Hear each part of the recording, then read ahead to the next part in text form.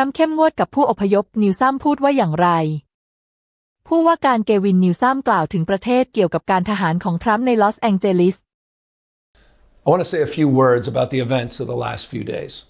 This past weekend, federal agents conducted large-scale workplace raids in and around Los Angeles. Those raids continue as I speak. California is no stranger to immigration enforcement, but instead of focusing on undocumented immigrants with serious criminal records and people with final deportation orders, a strategy both parties have long supported, this administration is pushing mass deportations, indiscriminately targeting hardworking immigrant families, regardless of their roots or risk. What's happening right now is very different than anything we've seen before. On Saturday morning, when federal agents jumped out of an unmarked van near a Home Depot parking lot, they began grabbing people, a deliberate targeting of a heavily Latino suburb. A similar scene played out when a clothing company was raided downtown. In other actions, a U.S. citizen, 9 months pregnant, was arrested, a 4-year-old girl taken, families separated, friends quite literally disappearing. In response, everyday Angelenos came out to exercise their constitutional right to free speech and assembly, to protest their government's actions. In turn, the state of California and the city and county of Los Angeles sent our police officers to help keep the peace. And with some exceptions, they were successful. Like many states, California is no stranger to this sort of unrest. We manage it regularly and with our own law enforcement. But this, again, was different. What then ensued was the use of tear gas, flashbang grenades, rubber bullets, federal agents detaining people and undermining their due process rights. Donald Trump, without consulting California law enforcement leaders, commandeered 2,000 of our state's National Guard members to deploy on our streets, illegally and for no reason. This brazen abuse of power by a sitting president inflamed a combustible situation, putting our people, our officers, and even our National Guard at risk. That's when the downward spiral began. He doubled down on his dangerous National Guard deployment by fanning the flames even harder. And the president, he did it on purpose. As the news spread throughout LA, anxiety for family and friends ramped up. Protests started again. By night, several dozen lawbreakers became violent and destructive.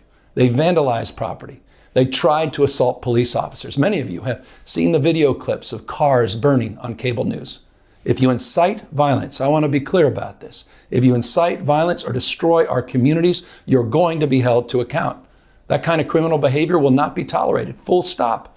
Already more than 220 people have been arrested, and we're reviewing tapes to build additional cases, and people will be prosecuted to the fullest extent of the law. Again, thanks to our law enforcement officers and the majority of Angelenos who protested peacefully, the situation was winding down and was concentrated in just a few square blocks downtown.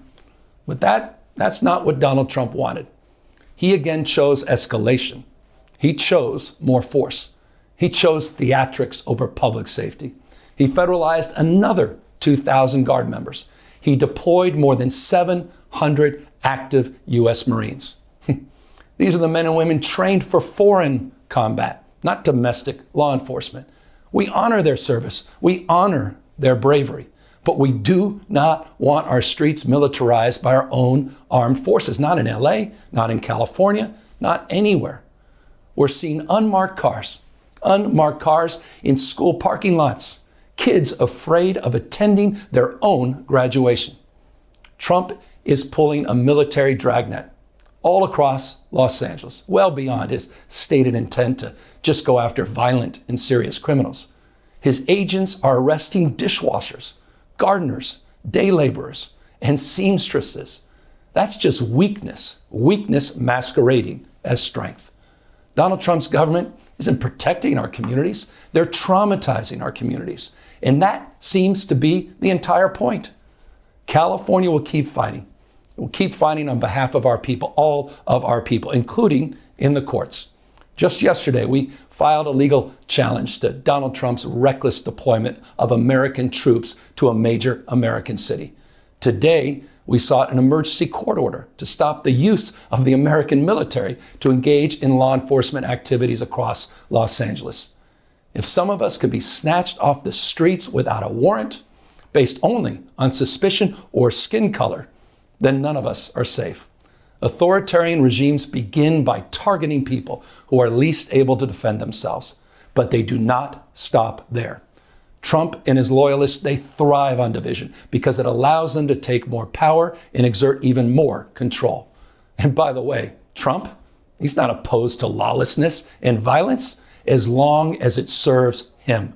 What more evidence do we need than January 6th?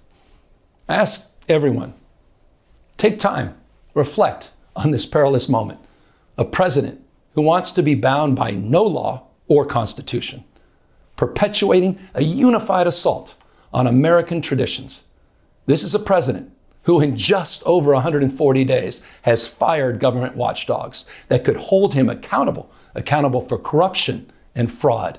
He's declared a war on culture, on history, on science, on knowledge itself.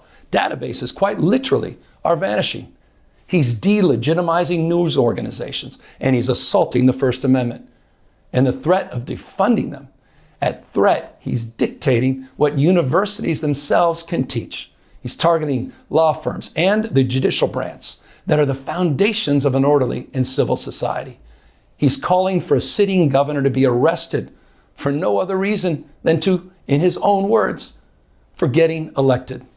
And we all know this Saturday, he's ordering our American heroes, the United States military, and forcing them to put on a vulgar display to celebrate his birthday, just as other failed dictators have done in the past.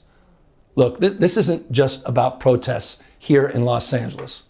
When Donald Trump sought blanket authority to commandeer the National Guard, he made that order apply to every state in this nation.